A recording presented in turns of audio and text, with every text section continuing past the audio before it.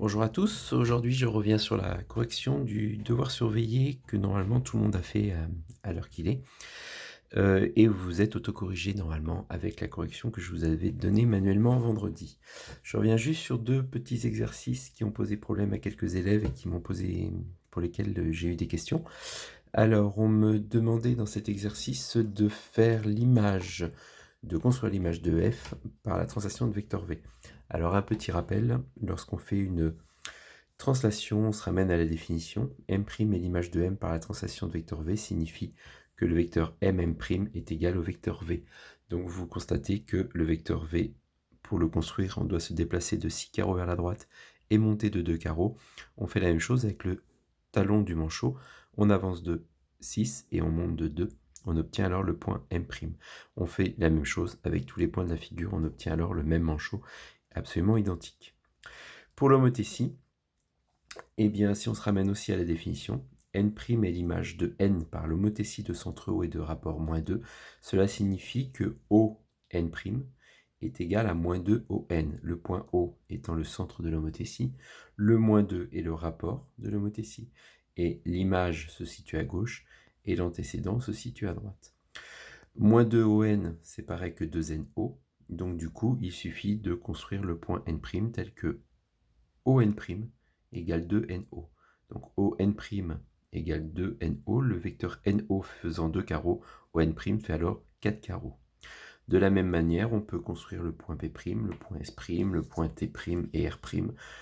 Et si par exemple je veux vérifier OT' égale 2TO, eh bien je trace le vecteur TO qui est un déplacement de 2, 4, 5 vers la droite et je monte de 7, 2, 4, 6, 7, et bien je fais la même chose mais deux fois.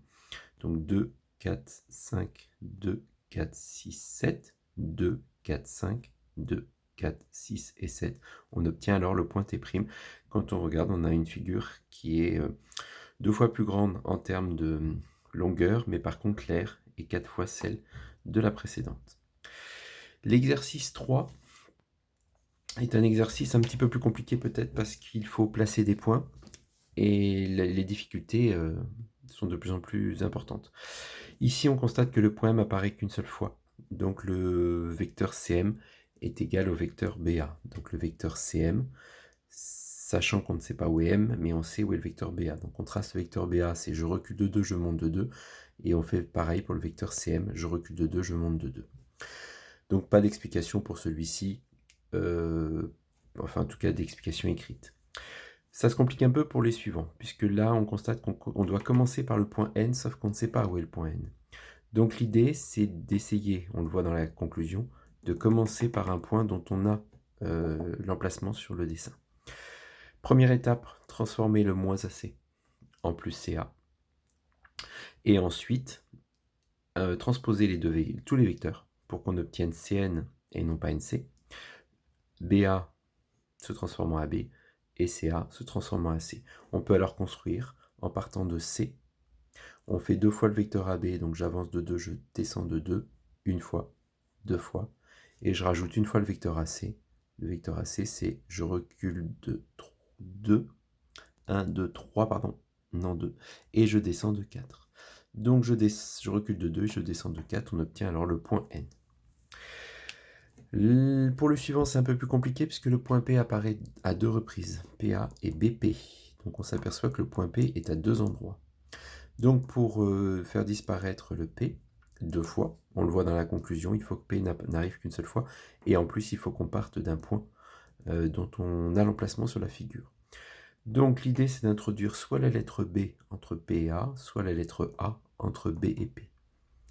Donc j'ai décidé d'introduire la lettre B entre P et A, donc ça fait PB plus BA d'après la relation de Schall, qui est égale du coup à BP. Je laisse le BA à gauche, je transpose le PB qui devient moins PB, en laissant le BP à droite. J'obtiens alors BA qui est égal à BP plus BP, donc 2BP qui est égal à BA, j'ai juste changé l'ordre des vecteurs, enfin j'ai placé le vecteur qui était à droite à gauche et celui qui était à gauche à droite, donc pas besoin de changer le signe. On obtient alors BP qui est égal à 1/2 de BA, il n'y a plus qu'à placer le point P. Le dernier est encore plus difficile puisque le point R apparaissait 3 fois.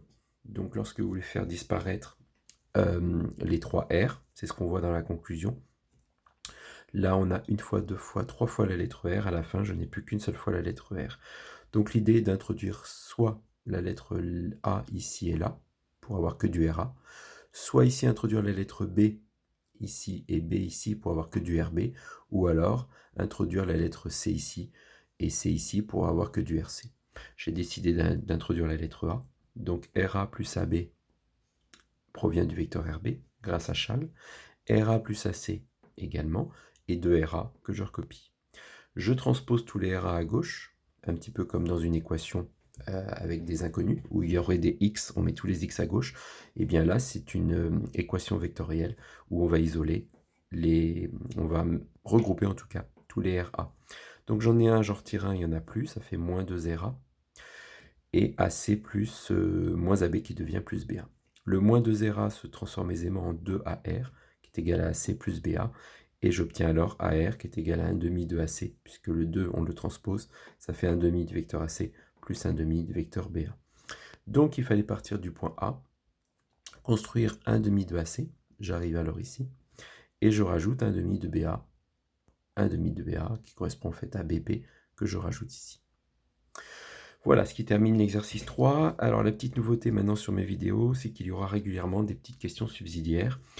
Les petites questions subsidiaires vont pouvoir apporter un point bonus au DS, par exemple sur les vecteurs. Donc le premier d'entre vous qui va m'envoyer sur mon adresse mail que vous avez normalement tous la réponse à cette question qui arrive ci-dessous, le plus rapide d'entre vous, et c'est l'heure à laquelle je le recevrai qui fera foi, c'est-à-dire que le premier d'entre vous récupérera un point bonus, et vous pourrez cumuler comme ça des points régulièrement pour les prochains devoirs surveillés que nous ferons en classe.